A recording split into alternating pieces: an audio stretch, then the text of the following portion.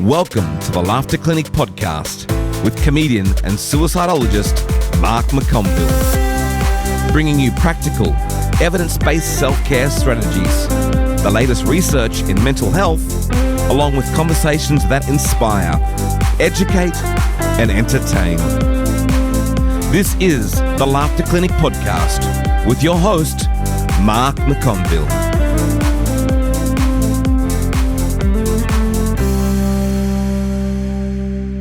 Hi, my friends. Welcome to 2026 and welcome to the Laughter Clinic podcast, first episode for the year. And I'll tell you what, it's nice to have a few weeks off and, recharge, recalibrate and get ready for a big year ahead. So wherever you are listening, I really do sincerely hope that you had a wonderful festive season and that you're ready to go for 2026. So my first guest for the year, we are talking about employee wellness in the first episode. And I thought, what a perfect, when I was figuring out who am I going to have for my first guest for the year, the very first episode, I thought this guy is absolutely perfect. So Stephen Woods, the founder of Employee Wellness Australia. So my friends, no matter where you are in the workplace, if you're a leader of teams, a supervisor, a manager, you're an employee, or maybe you work for yourself as a sole trader, you're a solo business owner, entrepreneur, you're going to get something out of this episode. We're going to give you some tools and strategies to help business leaders lead their teams better and reduce workplace stress, recognize signs of burnout and help you get into the working year in a positive mindset. So Stephen is, as said, the founder of Employee Wellness Australia. Now, he's got a varied background, this guy, and, he's going to tell the story right at the start there, how it is that he came into the employee wellness space. It's a fascinating story. And since he started, he's helped over 500 companies, right? Create happier, healthier, and more productive workplaces. And throughout his journey, he's actually employed me to bring the Laughter Clinic into his clients as well. So it's been a fantastic working relationship that we've actually ended up become pretty good mates. Gone out onto the golf course and hung out, and a perfect episode to kick off the year. Two great mates chatting about, the best way to help you thrive at work as we kick off the new year, 2026. So without any further ado, my friends, once again, welcome to the Laughter Clinic podcast 2026, episode 1. And I'd like to introduce you to my mate, Stephen Woods, founder of Employee Wellness Australia. Enjoy. Stephen Woods, welcome to the Laughter Clinic podcast, my first guest for 2026. I'm so excited for our chat today, mate. How are you going? Mate, tremendous. How are you? Yeah, I'm good, man. I'm good. Have you had a good break over the Chrissy New Year holiday? Mate, I had a great break. Had a few weeks off, just chilling out, recharging the batteries. Nice. Got to do it, man. Got to, mate. That's the business that we're in. Oh, yeah, that's right. So, my friend, before we get into all things Employee Wellness Australia and the stuff that you've got for our listeners today, all of our guests get asked the same question straight off the bat, and that centres around the saying, laughter is the best medicine. So this is a saying that's been around for over 3,000 years, and now we have modern-day research supporting the physical benefits of laughter and the psychological benefits of your sense of humour as a coping mechanism to help build resilience. So when you hear the term laughter is the best medicine, what does that conjure up for you? For me, what it says, or what it means is it kind of two parts, I suppose.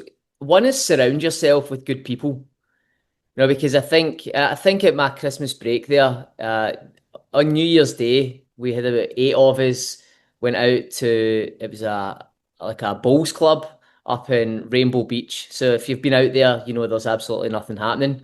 There's a couple of hillbillies and, and the only way that you're going to laugh and have a good time is with good people around you. And mate, honestly, we were in stitches laughing, just telling stories, banter, situations, just ripping into each other, and mate, we're crying with laughter. Yeah. And you come back, you never leave a situation like that without feeling better. Oh, absolutely. And especially when it's with your tribe, like Yeah. your crew that you know each other inside out, you know that you share that sense of humor and you can give each other, and it's just, it really fills your cup in a really profound way, doesn't it? Yeah, 100%. So I think that's the first thing is like your surroundings of who you surround yourself with.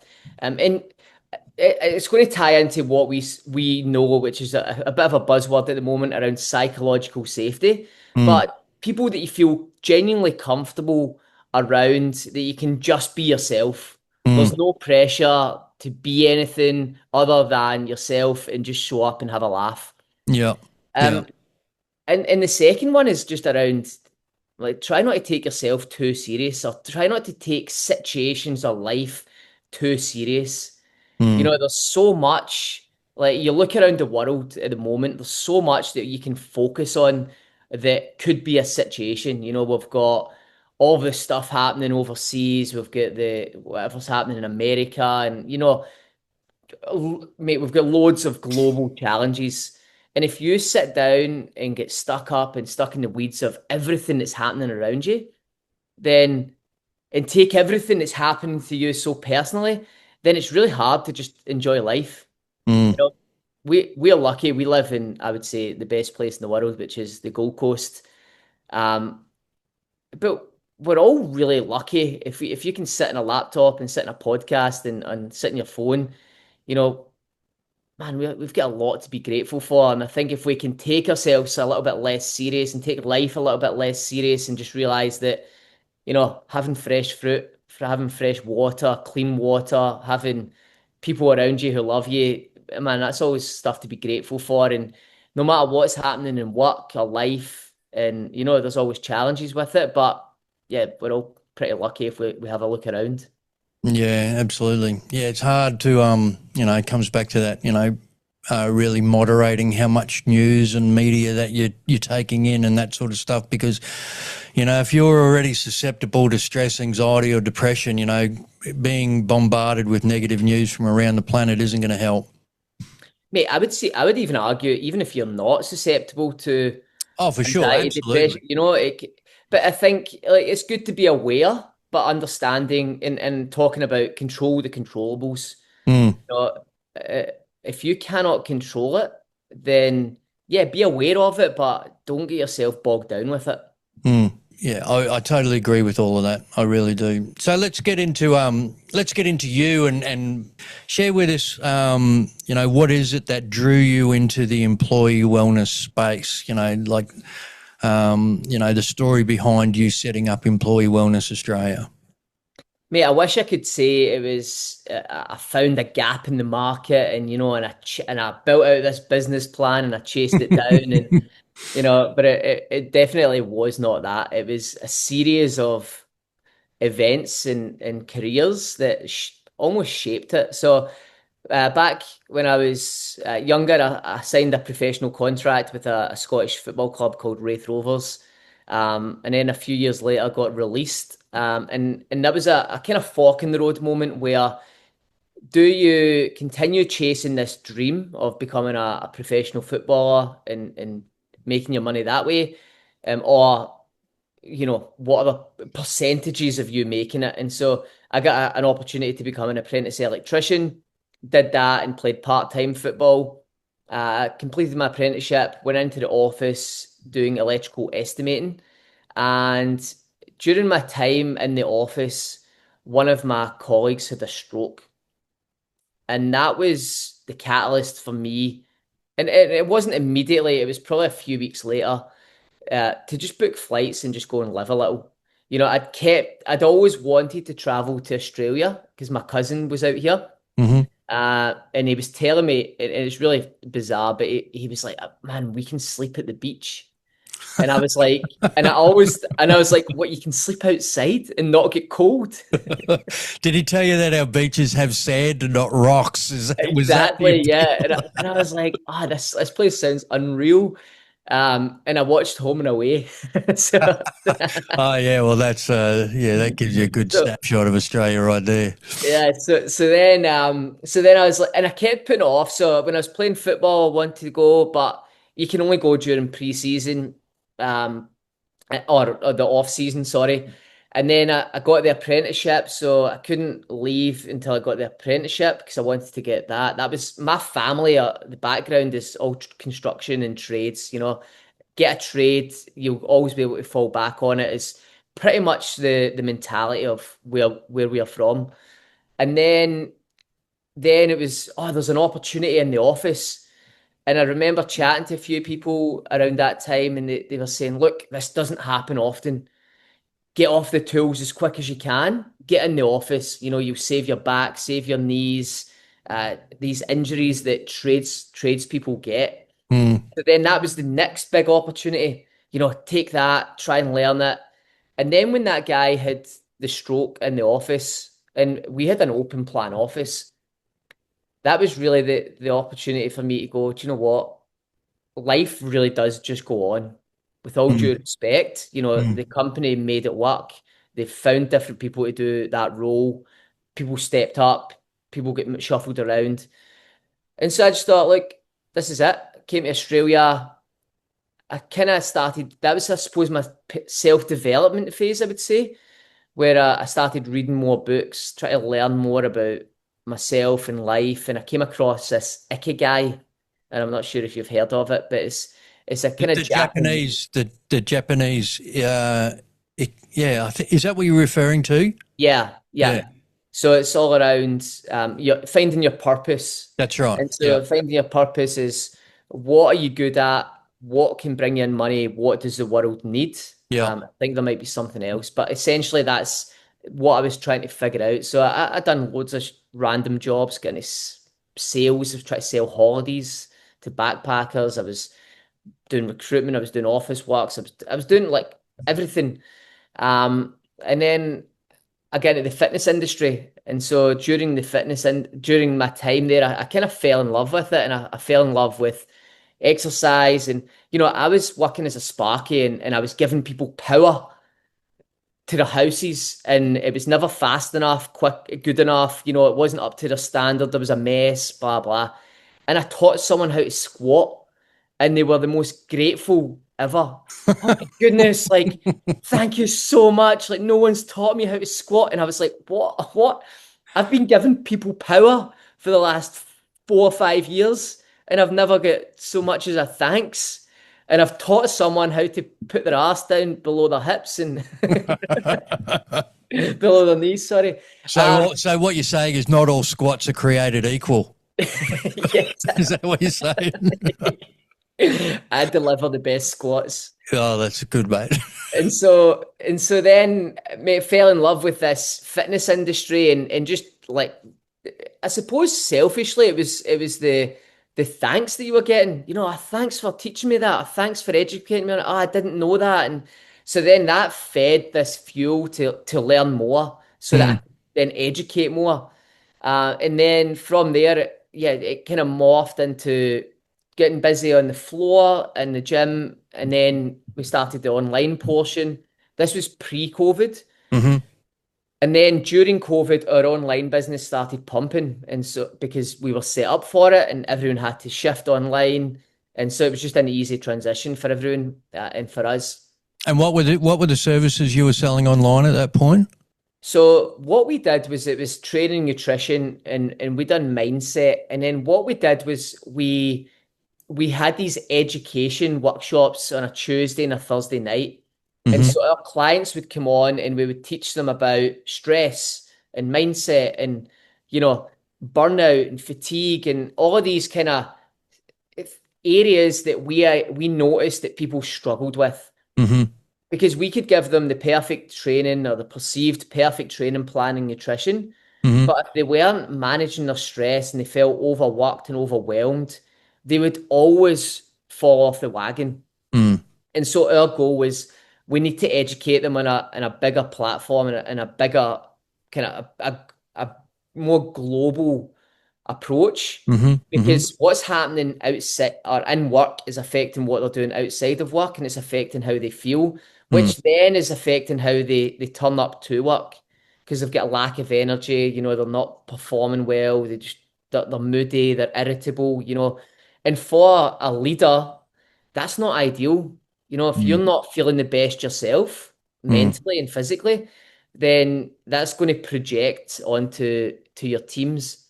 mm, Then during COVID, a couple of clients worked with some pretty reputable companies, so like Shine Lawyers and Ray White and brands that people know. And they asked us if we could do these online workshops during COVID to enhance engagement and keep them engaged, I suppose, throughout that period. mm. And so that was new to us taking it to these companies, but we started getting some good feedback from it. And so then there was a bit of a gap in the market where we kind of thought, or I kind of thought, I wonder if we can do something with this. I wonder if this is an area that companies want. And at that point in time, it was during COVID. It was quite appealing for companies. And then maybe a few months after COVID, but then it really dropped off. That it was like, right, we're done with this. We're getting on with work. Mm. We've got other challenges. Yeah, Trying to get people back into the office was one of them. yeah, Um, and so I would say from 2021 to 2023, it was a really tough sell. right. And then all of the psychosocial legislation came out. People started becoming more aware. People started understanding the negative side effects of burnout, fatigue, stress, and employees' well-being. And then that's when we really started getting some traction on this sort of thing. So yeah, I suppose that's a bit of a snapshot of the journey. You've worked with, because we work together. I'm very grateful for the fact that you've included the Laughter Clinic in the suite of services that you offer to your clients. So, and some of the clients that you've worked for, and I've been a part of that work. Big organisations like Netflix, and councils and law firms, like you said, and real estate agents. Is there a common mistake that people, organisations make in relation to trying to look after their employees' mental health, do you reckon? I think there's some challenges that people face. So we work a lot with HR, people and culture, and those people are amazing. Mm, They are people's people, and I think they always get mistaken for the people who are pulling the trigger on redundancies and you know pay cuts and whatever it is. I don't. That's not the case from my experience. I think people in culture always want more for the teams. They're always trying to get more workshops, more training, more employee wellness out there. Um, the challenge comes with the, I suppose, the engagement part. Like what employees say they want and what they actually want are two different things. You know, so right. Okay. so sometimes they say they want all these bells and whistles, and then the company puts it on and they don't utilize the services. What do you Let's think? say, Why do you think that is? I mean, if I can solve that, That's the magic bullet, isn't it? that's the That's the magic magic bullet. bullet. Yeah. And it must be so frustrating for the HR people, because I'm assuming they've got to, put their case forward to the bean counters to spend money on this, Yeah. and to go, yes, uh, this is important. We need to invest money into this programs and employee wellness and stuff. And then must be very frustrating for them when, like you said, they put on all these programs and stuff, and then they don't get the buy-in from the actual employees.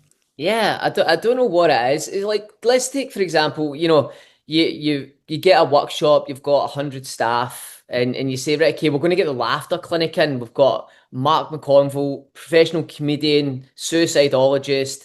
He's going to chat about the importance of laughter for mental health.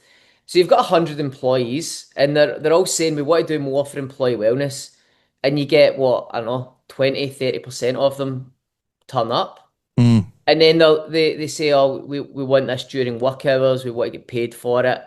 And so then that's where the challenge is. It's it's in where are the other 70 to 80%? Is that a sad indictment on my ability to sell the laughter clinic to you? Is that... I was gonna say this is the end of this. Yeah, well, but the thing is that the people that show up actually love it. And then they go to all the other staff, you should have come and done this, because, the people that didn't show up probably think I'm going to get them all standing around, doing and that's yoga. Part of the challenge as well, isn't it? Because we're in an industry where we have, unfortunately, companies engage with facilitators who do these kind of death by PowerPoint. And it's misconception. To me, it's a big misconception that all employee wellness stuff is going to be, boring or I don't know. Do you think it's a misconception? I think it's a big misconception because I think, and with all due respect, I think previously HR people and culture, maybe health and safety team, they try and run it themselves. Right, as opposed to bringing in outside resources. Yeah. Right. Yeah. And so they say it just doesn't work for our company or our team don't enjoy that sort of thing. And it's like, yeah, you're not getting the professionals in to do it. Right. We know how to read a room. We know how to engage when the energy's a bit low. You know how to pick it up. You know how to manipulate the situation. You can. It's like a non-comedian standing up and try to do stand-up. It's just it's painful to watch. It's awkward. And the crazy thing is that, when you look at the numbers, you and I have spoken about this at length over the last couple of years, the research that's gone into, big companies like, PricewaterhouseCoopers and all, and, the Mental Health Commission talking about the return on investment for people, for organisations to invest in the mental health of their workforce. The return on investment is incredible. Yeah. Yeah, it can be, and it's like some of them are hidden numbers. It's not going to enhance your profit or your revenue for talking sake. So people always miss it. So they say, "Oh, well, it's not bringing me in money, so I'm not going to utilize it." But the knock-on effects are like employee engagement, retention. Less sick days, absenteeism, even, presenteeism, which is such a huge factor. So many people aren't aware of so presenteeism, for those that don't know, is people showing up to work and being unproductive because they're struggling. Yeah. And struggle, like whatever happens outside of work, it very much affects what happens inside of work. And gone are the days where you say, oh, just suck it up and leave it at the door. It's very hard. Like if you're having relationship issues and financial pressures and, you're struggling to pay your mortgage, leave that at the door. Good luck. It's challenging. Naturally stuff triggers responses and you think about it, and then that causes you to lose focus and work maybe for 5 minutes, 10 minutes. What we know that is if someone loses focus of a task and work, they might lose focus for that time, but it also takes another 23 minutes on average to regain full focus into that set task.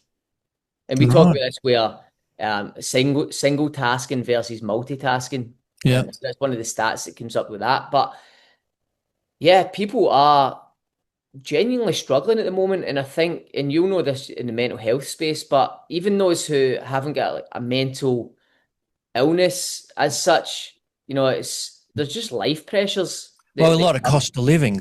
Cost of living is probably the main thing in Australia at the moment. It's so challenging. You go down and you buy a set of grapes from Woolworths and it's, I don't know, $18 a kilo.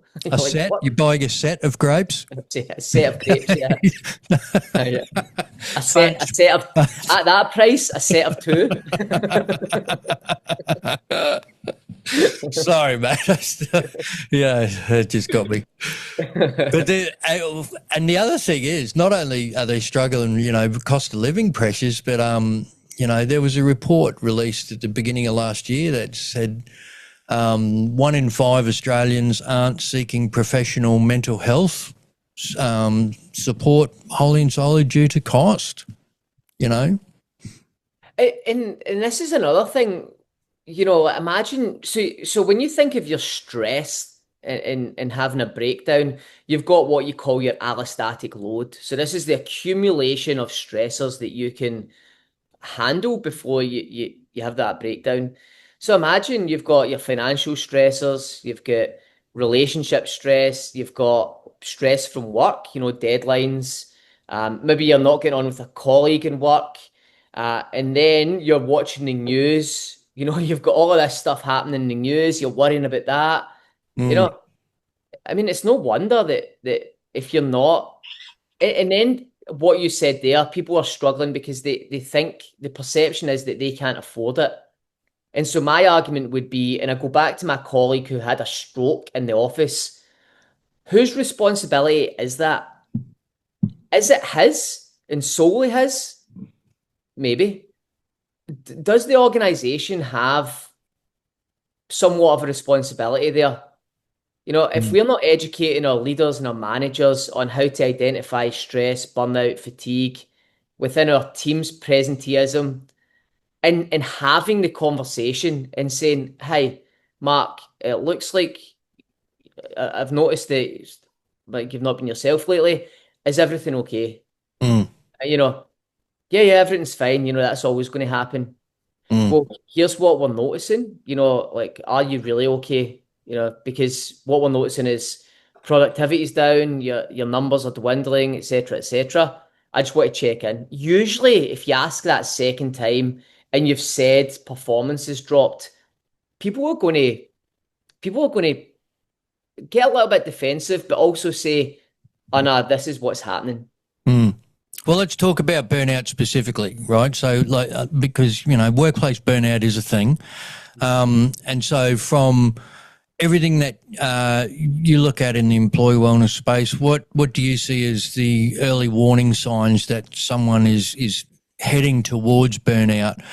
And what should they look out for within not only themselves, but in the people around them in the workplace? Are there 3 or 4 key factors that people listening can look out for as a warning signs for burnout in the workplace? Well, I think for burnout specifically, it's changes in behavior. It's getting more irritable, like your fuse is shorter. Maybe you're not sleeping properly. Um, maybe you're starting to find that you're falling out with a lot of people around you, or you're Mm, getting you know, um, yeah, and you're just sluggish, tired. You're waking up tired. mm, That's like a lot of people who listen to this would probably think that's the norm. I wake up tired because I'm just so busy. mm, It's not the norm to go to bed at night and have a broken sleep. Waking up numerous times throughout the night for either like a pee, or just waking up randomly because you're too hot. mm, Those aren't normal. They're common, but they're mm, not normal. Um, mm. Oh, look, I know there's been times, in my previous life as a sales rep and sales manager and that sort of stuff, and I know there'll be people listening that can relate to this. There's nothing worse than lying in bed at night thinking about work before you're trying to go to sleep. yeah. Do you know what? We all have it at different points in time. And this isn't to say that you're always going to be perfect, but it's Mm, just recognizing some signs and some symptoms. If mm, you're finding that you're getting to work and you're really like the cynicism is high, like everything's a problem.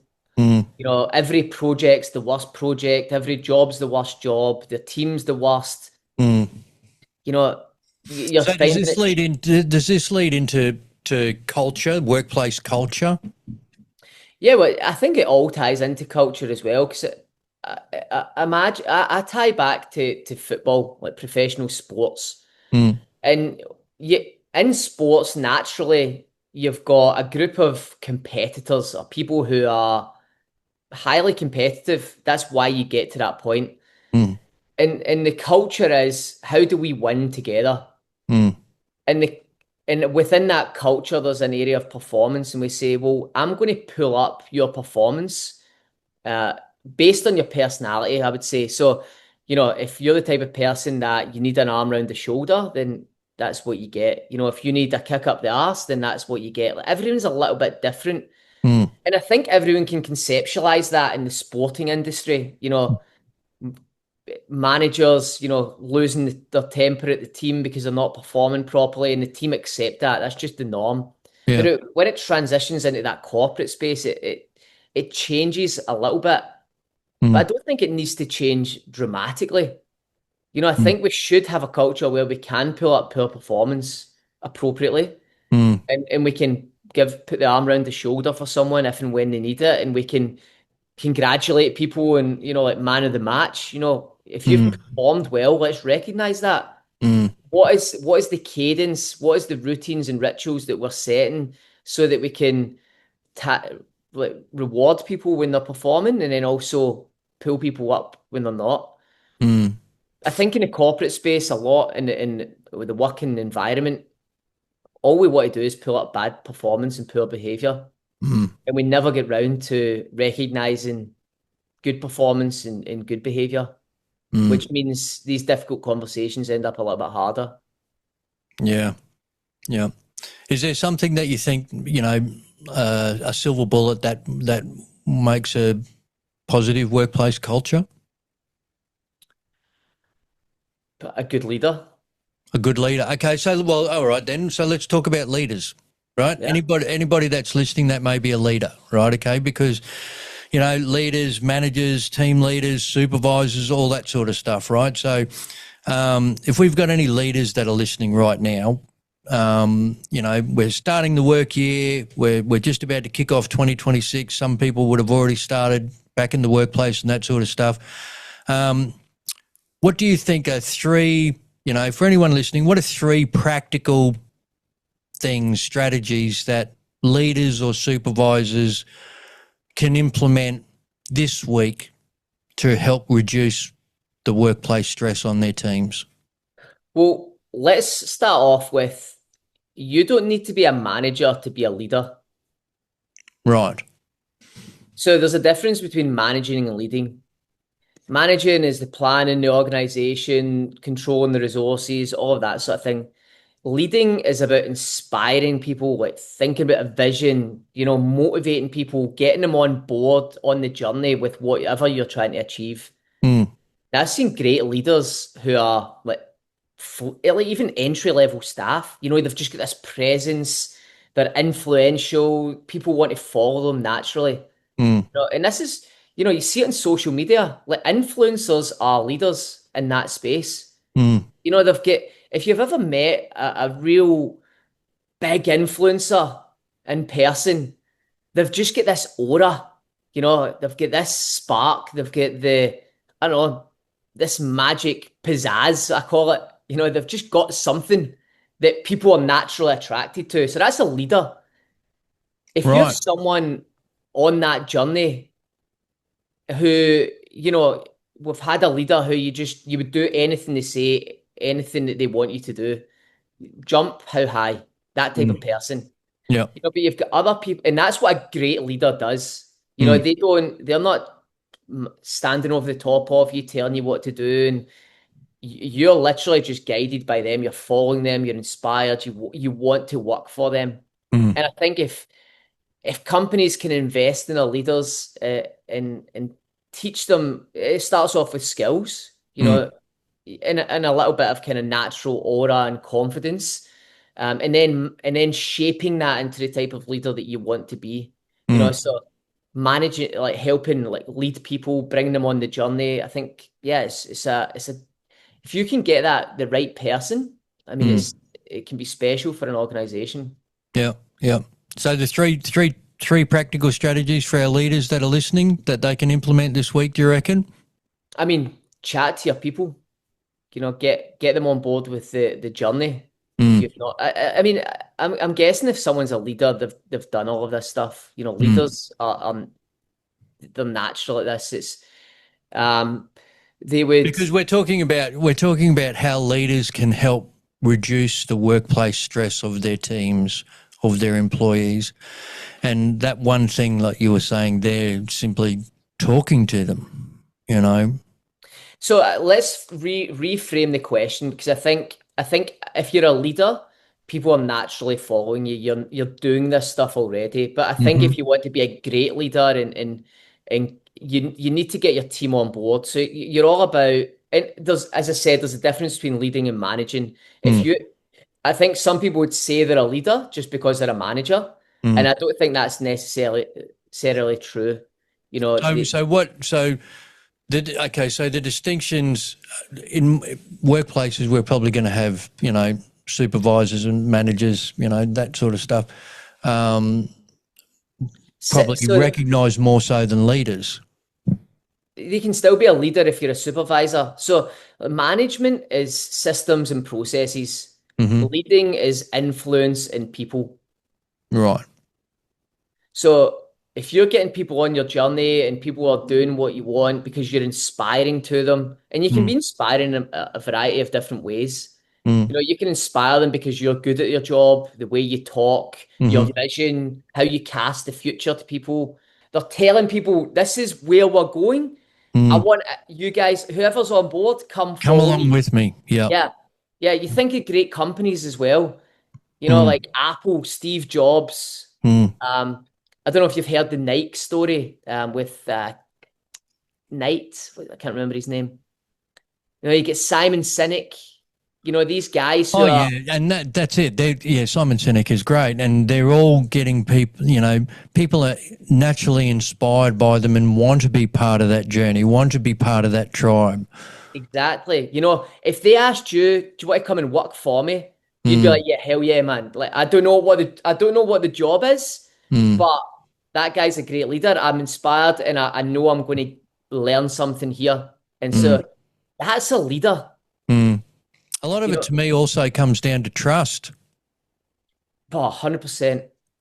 You know, like if you're a leader, a manager, supervisor, you know, having a relationship that's built on trust with your people is so incredibly important. And to me, that trust is that they trust that you have, aside from the work things that have got to be done, to me, it's all about the team trusts that their leader, their manager, their supervisor has their best interests at heart. Mate, 100%. I think, and regardless of what you think of him, Dana White, do you know who Dana White is? The UFC president? No. And he says that he's got a handful of people who would say he's the most loyal guy ever. And he's got the other side of people who say he's a bully. Right. And he says that's probably true. He's like, because if you're on my team, I've got your back. You know, there's nothing that I would not do to make sure you're okay. Like during COVID, he made sure all of his staff still get paid, still had a job, even though they weren't bringing in any money. Now, and granted, they're a multi-million-dollar company, but yeah, I mean, that's safety, that's trust, he's got my back. I know he's going to do the best for me. On the flip side, he says, if you do something wrong or you cross me over, yeah, like you're going to know about it. And so that's where the bully side of it.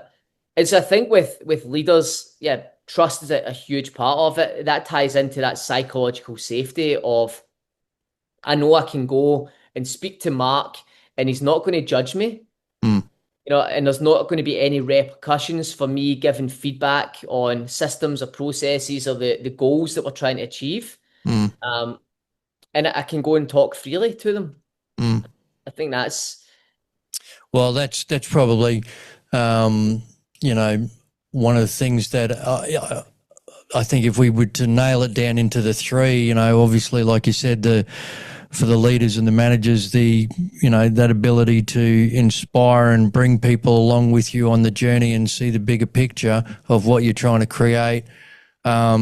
the trust that you've got their best interests at heart would be number two. And to me, number three is knowing that it's all about communication, isn't it? Like you just said, you know, you need to be able to have those open and honest conversations between leaders, managers, and teams. And like you said, fear of judgment. You know, no judgment, judgment free, and just have those lines of communication be open, honest, and real. Judgment free, no repercussions for anything that comes up. You know, you're not going to lose your job. You're not going to miss out on that promotion.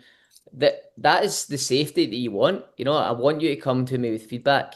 But what happens is trust isn't just there, is it? You know, it's built up over time. And as part of one of our programs, we talk about trust points. And so with every interaction that you have with a colleague or a teammate, you're either building trust points or you're losing trust points. Right.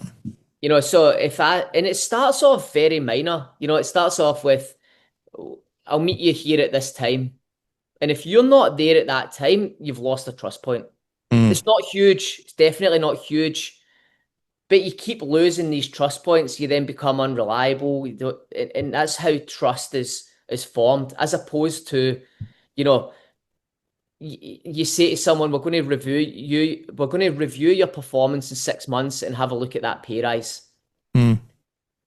5 months comes, you've booked in that appointment with them, you're checking in with them, and you've went through the review process. You'd respect that, wouldn't you? Yeah, that's right. You're building the trust because they're doing what they said they were going to do. Yeah, and that's simple, but how often does that happen in companies? Because 6 months goes like that. You know, and then all of a sudden it's like 9 months down the line. I guarantee that employee has 6 months put in their calendar.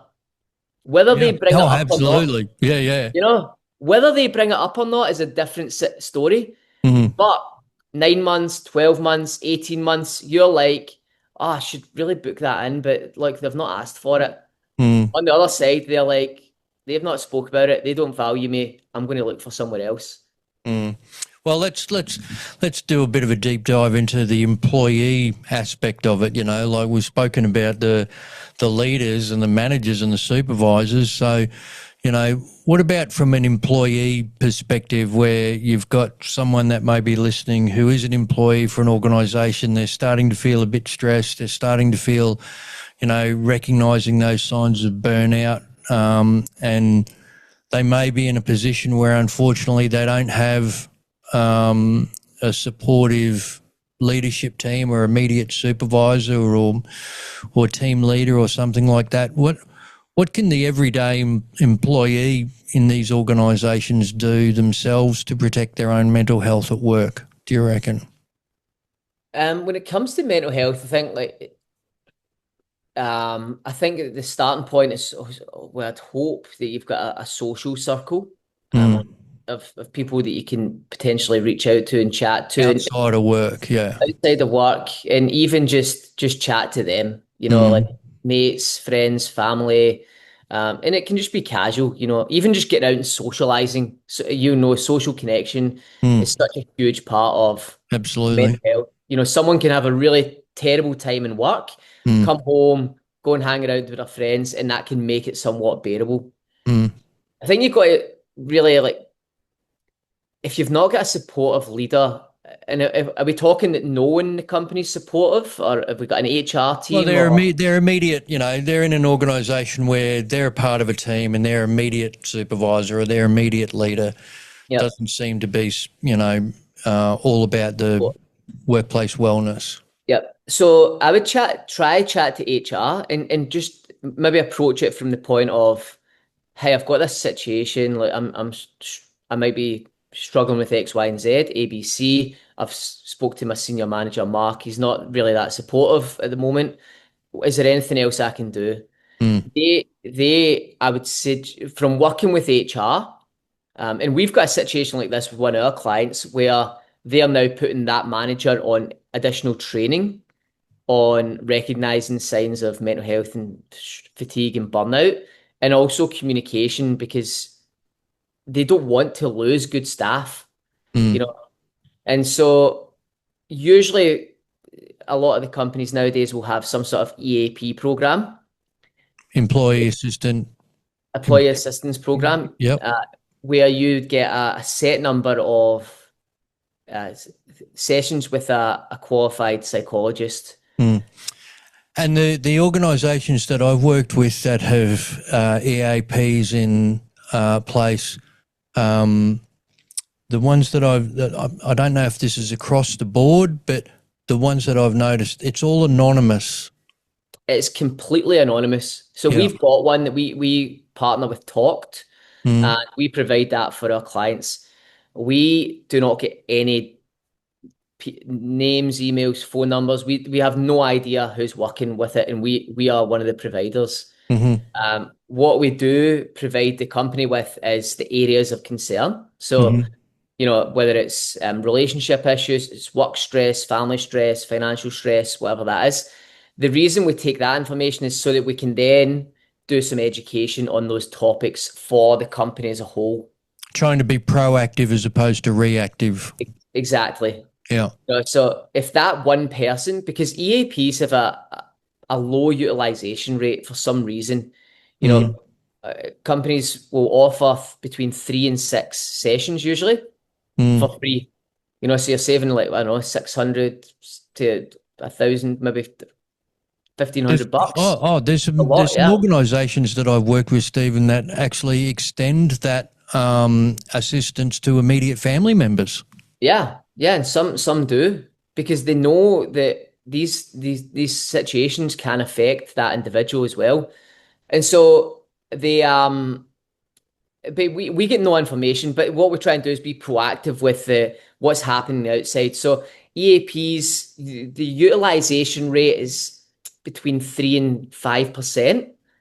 So if you've got 100 employees, it's so low, isn't it? So low. And we've tried numerous ways to get more people involved in it, putting posters up, doing more workshops and training and education. We've shown the employees the reports that we get. It shows almost nothing. It just shows like what the situation was and how many sessions that the company have used. It does split it down into departments. Also, if there's less than 10 employees, we don't even get what the using it, 10 employees using it. We don't even take the symptoms, like what it was, because someone might be able to figure out who it was. Right. Yeah. So even at that scale, like if less than 10 people are using it, you get almost no information, which that's fine. It's the service is there to be completely anonymous. Yeah. But that's just so that the employees and anyone who's listening knows that as a provider of it, we don't take any information. The psychologist just has the notes in their system. Yeah, that's a good one. That's a good one, mate. Like if you're working for an organisation that has an employee assistance program, lean into it. Take advantage of it, because they put that in place for a reason. It's anonymous, 100% anonymous, and it can be so beneficial if you don't feel as though you're getting the immediate support from the people. And I would also say that with that, some leaders are not trained to deal with this type of thing. So even if you have a supportive manager or a leader, sometimes even with the best intentions, their advice might not be beneficial or the best thing for you.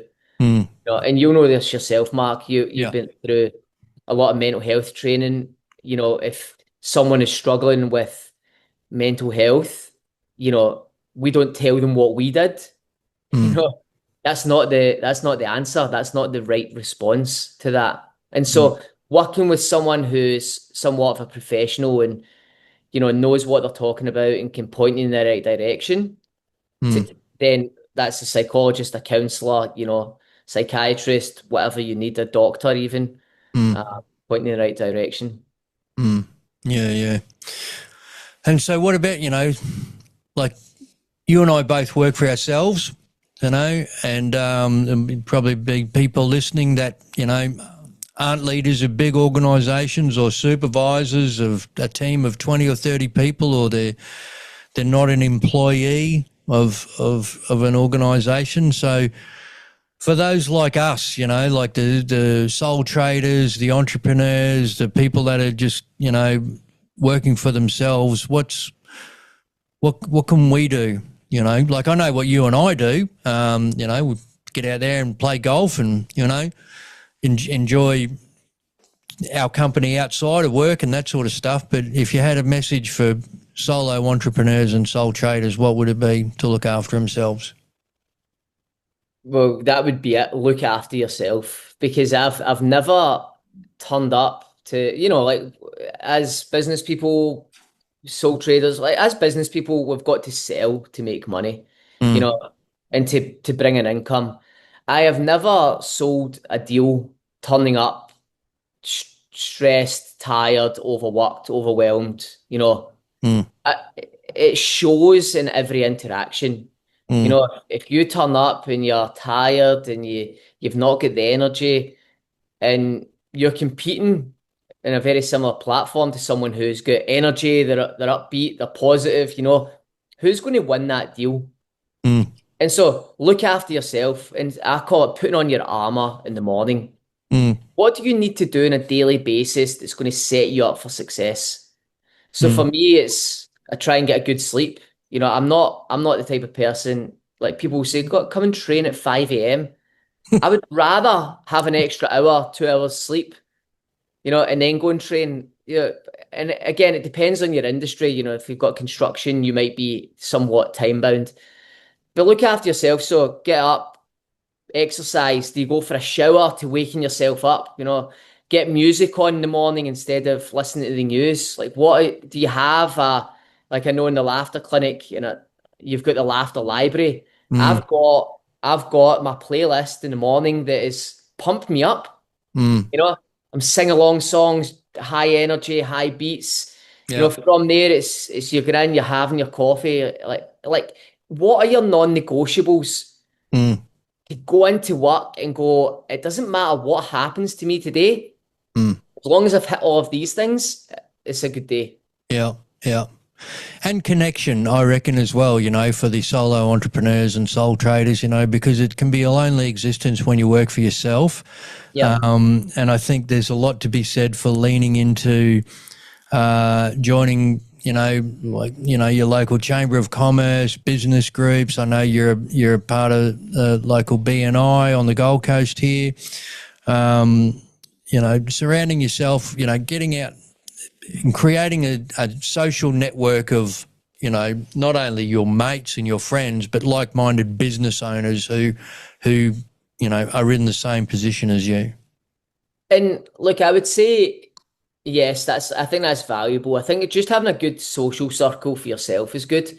Mm, Sometimes when business owners get together, it's a pissing contest. How's business going? Perfect, pumping, best month ever, 3x revenue, for whatever it is.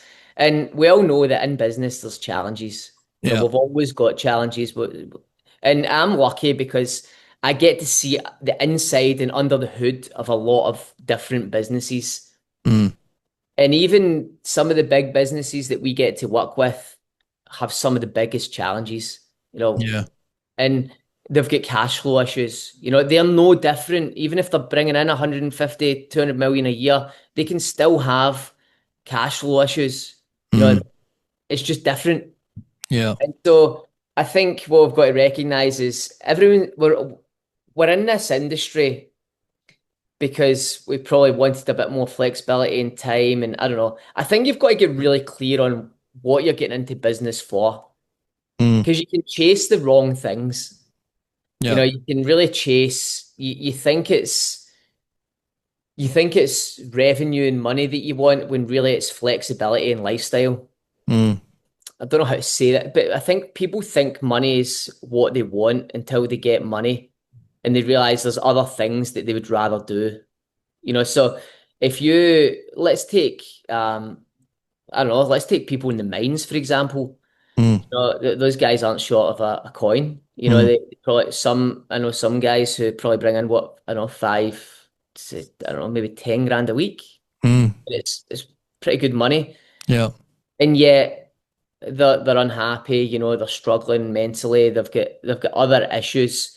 Mm. And so money's not the that's not solving that problem. They've got a gap somewhere else. So, all right, like kicking off 2026, people that are listening, right? What do let's talk about giving them some stress management tools. We've already mentioned a few. Let's give people a bit of a stress management toolkit, 3 or 5 things that to try and help them get through the next year.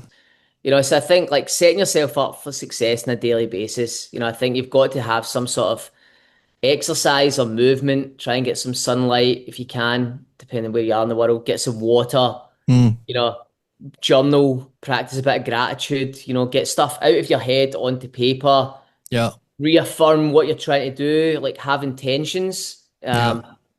Then from there it's yeah, get yourself in the right frame of mind. Like for me, it's music. That's just what works with me. I Mm-hmm. like good tunes. I like having a sing along in the morning. I always like like as simple as it sounds, like going for a shower.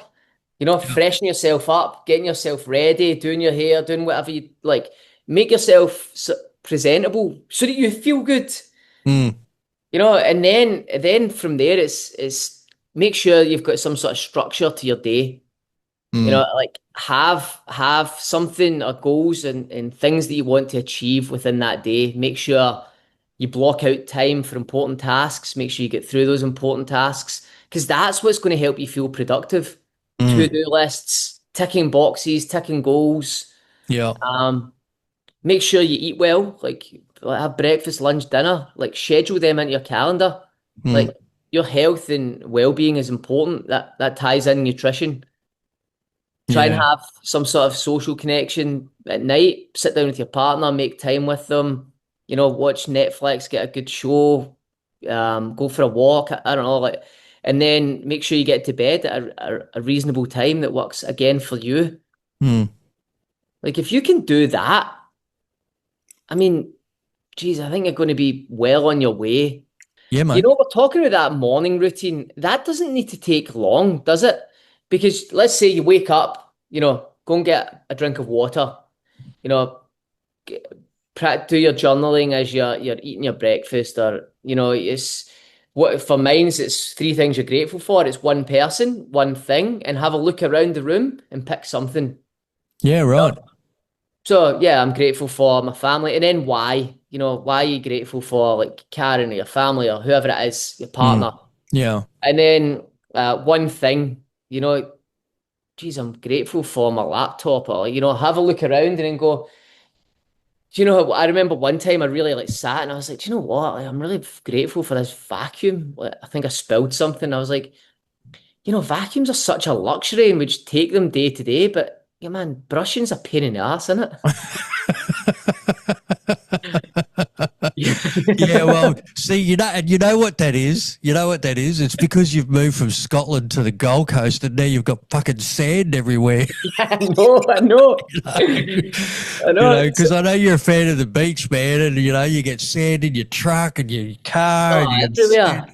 Yeah. That's why you're bloody grateful for vacuums all of a sudden. You know what I mean? And so then I think when you actually look around, like, man, we've got so much. We've got an abundance of things to be great, like a washing machine, like a dryer, like you've got a sofa that you can sit on, you get TVs that you can watch, you've got water bottles that hold your water instead of having to, like. Yeah. Yeah, And so absolutely, man. I don't think like that takes, I think that morning routine takes 15 minutes. Then you go and exercise or go for a walk, maybe an hour, Mm. and then it's get go in for your shower and have the music on at the same time. And Mm. then it's get ready for work. These things don't need to take, it's not a 5 hour or 2 hour, 4 hour morning routine. Mm. 15 minutes for your gratitude, your journaling, your planning your day, as you drink your water and maybe get a coffee. And then from there, it's go for your exercise, go for your walk, come back, get ready. Having some sort of structure and trying to live by it is good, but Mm, also understanding that it doesn't need to be perfect, and there are some non-negotiables that are going to help set your day up for success. And mm, if you feel like your day's getting out of control, you're getting overworked, you're becoming anxious, you feel like you're a bit scattered, mm, like that would be well worth taking 10 to 15 minutes, just even 45 minutes, just to sit back and go, right, okay, what do I need to do? mm. Get yourself recalibrated. Remember we spoke maybe a few months ago, and and I was chatting to you and you said, "Oh, I've fallen away from my exercise." And I Mm, said, "Well, that's the one thing we need to get back into, because that's the thing that helps." mm, And then you start getting back into it, and that's what I always notice. If I'm like during that Christmas period there, it's functions, it's events, it's the ad hoc red wines, at dinner, yeah, and man, I came back and I felt horrendous, lack of energy, or you know, and so mm, then it's reset. Let's yeah, start focusing on nutrition. Like I know that helps me. yeah, Let's start training more intentionally. Let's like get out for my walks and get more active. And yeah, all of a sudden it's like, well, I'm back. Life's good. yeah, I'm ready. yeah, So I think yeah, if you are starting to feel a bit burned out and things, try and recognize where the gaps are. Like, is it social? You're not socializing as much. You're not exercising. How's your food? How's your sleep? mm, Are you journaling or managing your stress in some way, shape, or form? yeah, yeah.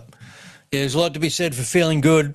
There's a lot to be said for feeling good, which leads me to it's an incredibly corny, cheesy segue, but we're going to wind it up, my friend, with the feel good five, which is what we ask all of our guests. So, all right, let's do it. So, my friend, first things first. Um, Questions can be as long as short as you like. It's totally up to you. Number one is, what makes you happy, Stephen Woods? What makes me happy? When the sun is shining, when I'm with my partner and my family and friends, when I'm playing golf, when I'm doing stuff that is productive, when I'm trying to hit goals or I'm pursuing goals, when I feel like I'm getting those, I don't know, chasing things down, or hitting milestones with things and progressing. I think that stuff Yeah, uh, makes me yeah, feel happy. yeah. And what are you grateful for today?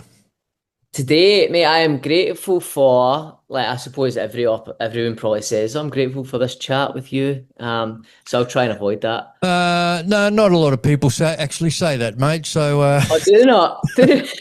a lot of people say, "Oh, my husband, my kids." Oh, do they? Yeah, Well, mate, yeah. I'm grateful for this chat today. It's been awesome. Great. I am grateful It's for our friendship, mate.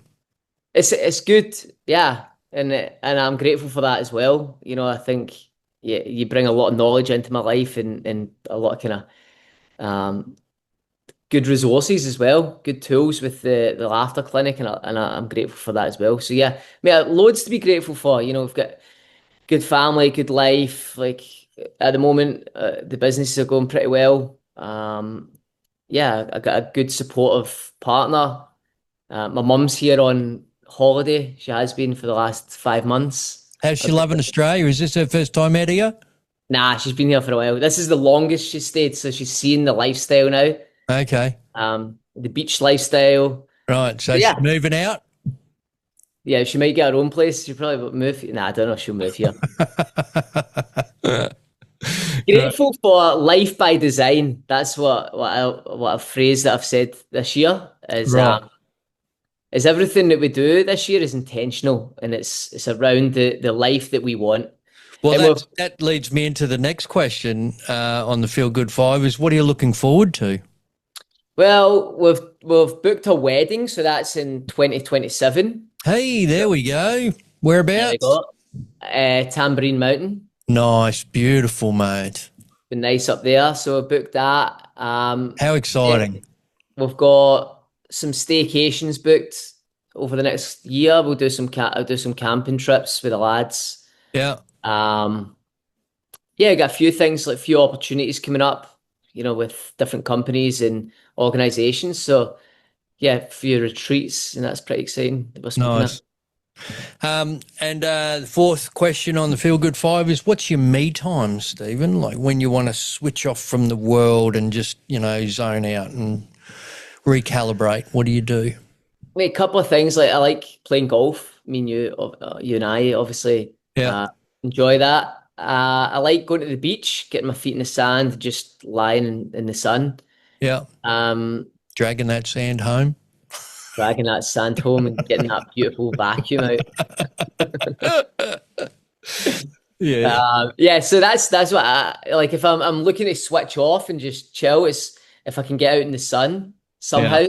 Nice. That's a good reset. Yeah, cool. And the last question on the Feel Good 5 is, what's made you laugh recently, mate? Mate, that trip that we went just up to Rainbow Beach with the great. I mean, that was the New Year, but that was the last time that we were hysterically laughing. Like tears rolling down your eyes, and brilliant. Yeah, what a great memory to have over your holidays, man. Brilliant, the best. Cool. I love it. Okay, so as we pull the pin, I will put some things in the show notes, right? So if people want to get in touch with you, is it we'll just send them to Employee Wellness Australia? Yeah, the website. Wellness Australia, the website, yeah. So that's employeewellnessaustralia.com.au. Yeah. It's rather long, I know.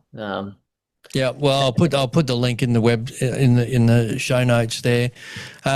Look, mate, thank you so much for hanging out with me today. I really appreciate your wisdom and everything that you've given to our listeners as, we lean into 2026. And if you are listening, hopefully you've got more than one, but, just find one thing that Stephen shared with us today and something that you can implement this week or implement today, whether you're leading people or you're managing people, supervising people, or you're working for yourself, or you're finding yourself in an organisation that, you need to really lean into supporting your own mental health. I hope that you found something in there that Stephen, I know there's been numerous pearls of wisdom in there, but, just find something, one or two things in there that you can lean into, very important.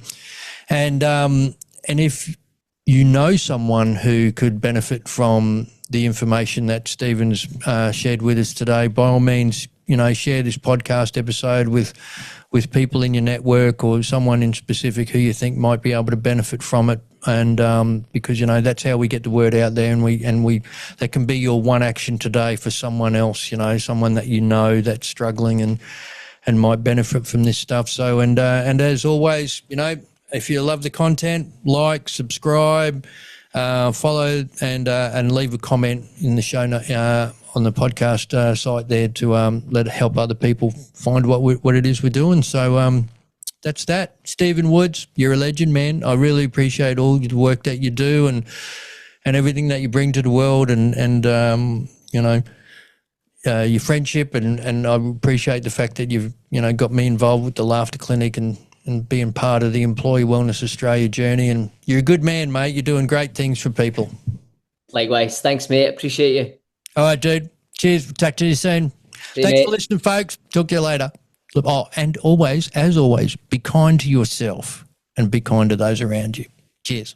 Thank you for listening. The information contained in this podcast is for educational and entertainment purposes. It is not intended, nor should it ever replace advice received from a physician or mental health professional. Want more info? Visit thelaughterclinic.com.au. If you enjoyed the episode, please share and subscribe. Thanks again for listening to the Laughter Clinic podcast with your host, Mark McConville.